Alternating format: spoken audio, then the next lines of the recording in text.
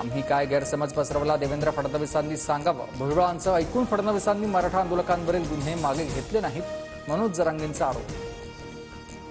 चंद्रकांत पाटील मराठा समाजामध्ये गैरसमज पसरवतायत. चंद्रकांत पाटील सरकारची सुपारी घेऊन बोलू नका, मनोज जरांगेंची चंद्रकांत पाटलांवर टीका.